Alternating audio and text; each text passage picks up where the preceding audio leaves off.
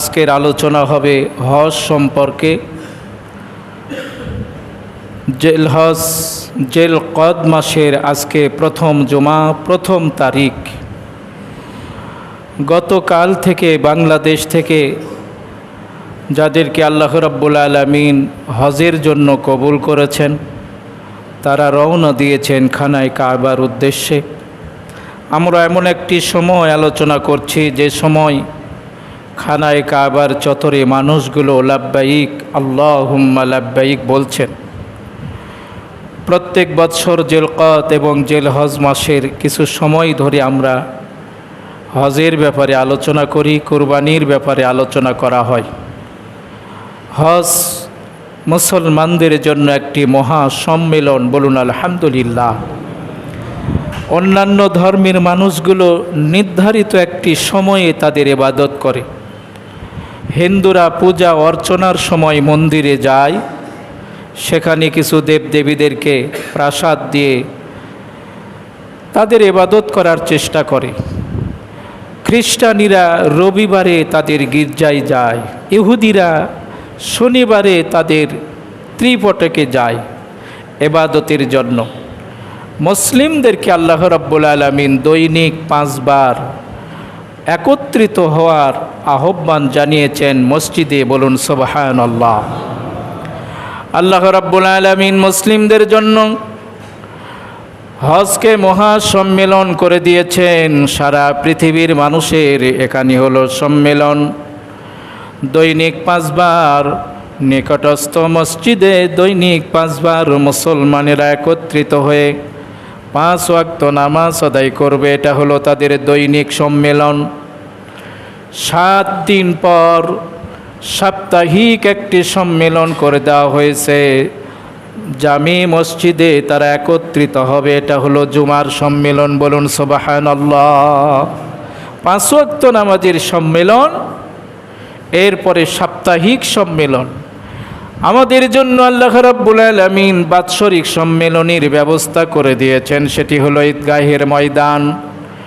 প্রত্যেক বৎসর 2 বার তোমরা সম্মিলিত হবে। বিভিন্ন পাড়ার বিভিন্ন গোত্রের মানুষগুলো ঈদগাহের ময়দানে একত্রিত হয়ে ঈদুল আজহা এবং ঈদুল ফিতরের নামাজ আদায় করবে, বলুন সুবহানাল্লাহ। এটা হলো মুসলিমদের জন্য বাৎসরিক সম্মেলন। আল্লাহ রাব্বুল আলামিন বলেন, বান্দা, দৈনিক 5 বার সম্মেলন হলো তোমাদের জন্য মসজিদে।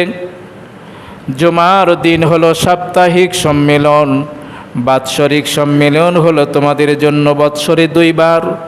শুধু তাই নয়, সারা পৃথিবীর সমস্ত মানুষ একবার আমি আল্লাহ রাব্বুল আলামিনের হজের আহ্বান করবে। উমরা পালন করার উদ্দেশ্যে আমার একটা ঘর রয়েছে, এই খানায় কাবায় গিয়ে একত্রিত হবে, বলুন আলহামদুলিল্লাহ। এখানে শুধু কোনো গোত্র নয়, শুধু কোনো এলাকার মানুষ নয়, সারা পৃথিবীর সমস্ত মানুষ যাদেরকে আল্লাহ রাব্বুল আলামিন সামর্থ্য দিয়েছেন যাওয়ার, সেখানে তারা যাবে। কে কালো, কে ফর্সা, কার চামড়া লাল, কার চামড়া কালো, কে কোন ভাষায় কথা বলেন, কে কোন এলাকা থেকে এসেছে। আল্লাহ রাব্বুল আলামিন বলেন, কারো ভাষা কেউ বোঝে না, কারো চেহারার সঙ্গে কারো চেহারার মিল নাই, কারো হাঁটা চলার সঙ্গে কারো হাঁটা চলার মিল নাই। আমি আল্লাহ রাব্বুল আলামিন সমস্ত মানুষের সম্মেলন স্থল করে নিয়েছি খানায় কাবা। তারা একত্রিত হবে, সকলের পোশাক হবে একই রকম, বলুন আলহামদুলিল্লাহ। সকলের পোশাক এক, 2 খণ্ড কাফনের কাপড়ের মতো এহরামের কাপড় নিয়ে। তাদের মাথাটা ঢাকতে পারবে না, তাদের 2 বাহুটা ঢাকতে পারবে না। আল্লাহ রাব্বুল আলামিন বলেন, একই রকমের পোশাক নিয়ে একই ভাষা তারা উচ্চারণ করবে, লাব্বাইক আল্লাহুম্মা লাব্বাইক লা শারীকা লাকা লাব্বাইক ইন্নাল হামদা ওয়ান নি'মাতা লাকা ওয়াল মুলক।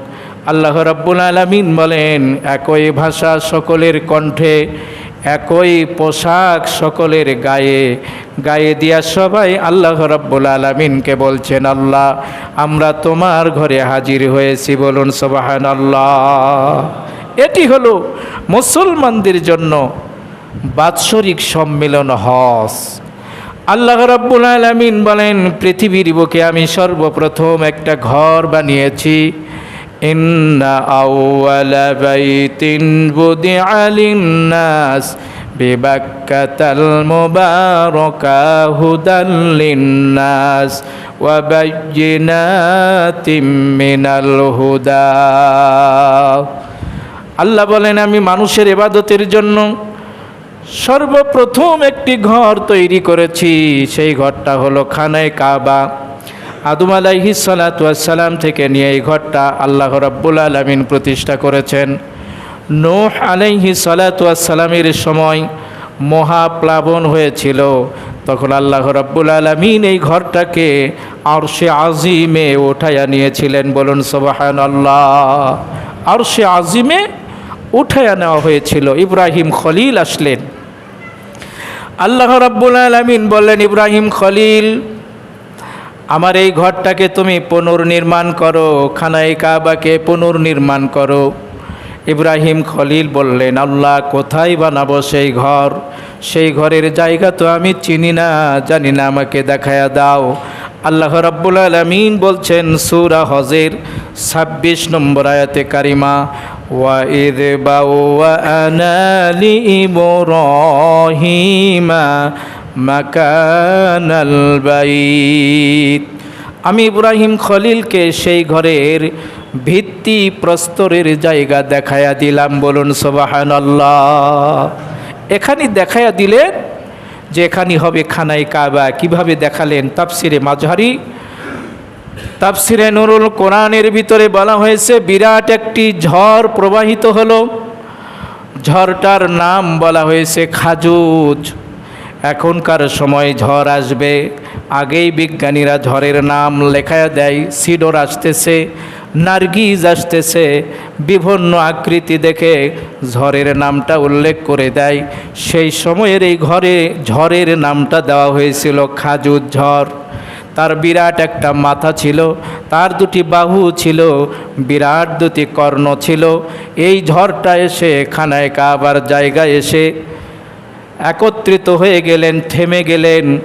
ইব্রাহিম খলিলকে এই ঝড়টা সম্বোধন করে বলছেন, ইয়া ইব্রাহিম, হে ইব্রাহিম, আমি যেই জায়গায় থেমেছি আমার আকৃতিটা যত এলাকা পর্যন্ত বিস্তৃত হয়েছে, তুমি খানায়ে কাবা তত দূর পর্যন্ত নির্মাণ করবে, বলুন সুবহানাল্লাহ। ঝড় চলে গেল। আল্লাহ রাব্বুল আলামিন বলেন, আমি ইব্রাহিম খলিলকে খানায়ে কাবার ভিত্তি প্রস্তরের জায়গাটা দেখাইয়া দিলাম। তিনি কাজ শুরু করে দিলেন। আল্লাহ রাব্বুল আলামিন সূরা বাকারার ভিতরে বলেন, ওয়াইদ ইয়ারফাউ ইব্রাহিমাল কওয়াইদা মিনাল বাইত ওয়া ইসমাঈল। আল্লাহ রাব্বুল আলামিন বলেন সূরা বাকারা 127 নম্বর আয়াতে কারিমার ভিতরে আল্লাহ বলেন, ইব্রাহিম খলিল এবং ইসমাইল বাপ এবং বেটা খানায়ে কাবার ভিত্তিপ্রস্তর স্থাপন করলেন, বলুন সুবহানাল্লাহ। বাবা ছিলেন মিস্ত্রি, আর জোগালদারের কাজ যিনি করেছিলেন তিনি ছিলেন হযরতে ইসমাইল আলাইহিস সালাতু ওয়াস সালাম, বলুন আলহামদুলিল্লাহ। আল্লাহ রাব্বুল আলামিন বললেন, ইব্রাহিম খলিল খানায়ে কাবার ভিত্তি প্রস্তর স্থাপন করলেন। খানায়ে কাবা নির্মাণের কাজ শুরু হয়ে গেল। ভিত্তি প্রস্তর যখন আস্তে আস্তে গাঁথুনিটা উপরের দিকে চলে যায়, ইব্রাহিম খলিল যেন আর উপরের দিকে যেতে পারেন না। আল্লাহ রাব্বুল আলামিন জান্নাতে একটা পাথর পাঠাইয়া দিলেন। জান্নাতে এই পাথরের নামটি ছিল মাকামে ইব্রাহিম, বলুন সুবহানাল্লাহ।